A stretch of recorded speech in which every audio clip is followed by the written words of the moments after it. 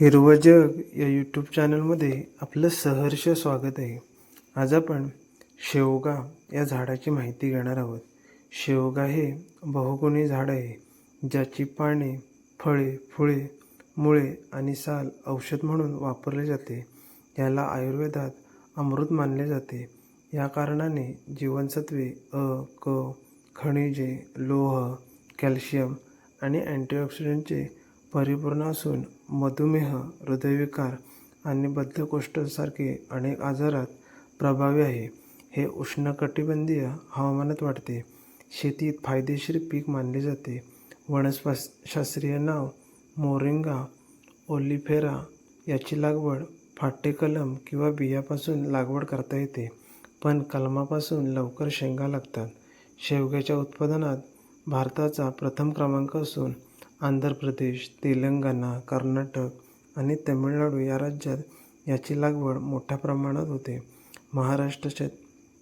महाराष्ट्रात शेतामध्ये, बागेमध्ये तसेच शहरामध्ये लागवडीखाली शेवग्याचे वृक्ष दिसून येतात.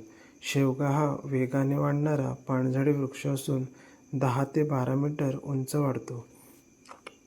शेवगा झाड याविषयी एक छोटीशी गोष्ट. एका मोठ्या बागेत आंब्याचे एक अवाढव्य झाड होते. त्याला आपल्या फळांचा आणि मोठ्या फांद्यांचा खूप गर्व होता. त्या बागेत एका कोपऱ्यात शेवग्याचे एक छोटे, कोवळे, सडपातळ झाड नुकतेच वर येत होते. आंबा शेवग्याला हिणवायचा, "काय रे हे तुझे रूप? तुझे खोड किती नाजूक! अरे वाऱ्याने सुद्धा तू इकडे तिकडे डोलतोस. बघ माझ्याकडे, मी किती मजबूत आहे." शेवगा फक्त हसायचा आणि शांत राहायचा. तो मुळापासून शक्ती मिळवत होता. त्याला माहीत होते की त्याचे शरीर लवचिक असले तरी त्याचे गुण महान आहेत. एकदा गावच्या परिसरात खूप मोठे वादळ आले. पाऊस आणि वारे इतके सोसाट्याचे होते की मोठ्या मोठ्या झाडांची फांदीने फांदी थरथरत होती.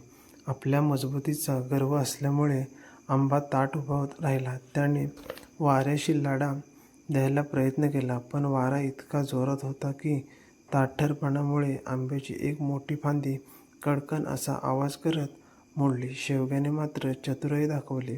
वारा ज्या दिशेला वाहत होता त्याच दिशेला तो वाकला. तो वाऱ्याशी लढला नाही, तर वाऱ्यासोबत नम्र झाला. वादळ शमले आणि शेवगा पुन्हा ताठ उभा राहिला. त्याचे एकही पान गळले नाही. वादळ गेल्यावर आंब्याने खिन्न होऊन शेवग्याला विचारले, "मी इतका मजबूत असूनही मोडलो, पण तू कसा वाचलास?" तेव्हा शेवगा म्हणाला, "दादा, आयुष्यात फक्त ताठर असून चालत नाही. कधीकधी नम्रता आणि लवचिकता दाखवावी लागते. मी वाकलो म्हणून टिकलो आणि माझ्याकडे देण्यासारखे खूप आहे, म्हणून निसर्गाचा आशीर्वाद माझ्या पाठीशी आहे." लवचिकता हीच ताकद. आयुष्यात कठीण परिस्थितीत लवचिक राहतो तोच टिकतो. शेवगा स्वतःला नाजूक दिसला तरी तो मानवासाठी आरोग्यदायी अमृत आहे. बाह्य रूपापेक्षा गुणांना महत्त्व द्यावे. शेवगा झाड याविषयी एक छोटीशी कविता. तप्त उन्हात, कोरड्या रानात हा उभा राहतो ताठ. शेतकऱ्यांच्या कष्टाला देतो कायम खंबीर साथ. नाही कसली जास्त हाव, नाही पाण्याचा हव्यास. खडकाळ मातीतही घेतो हिरवागार हा श्वास.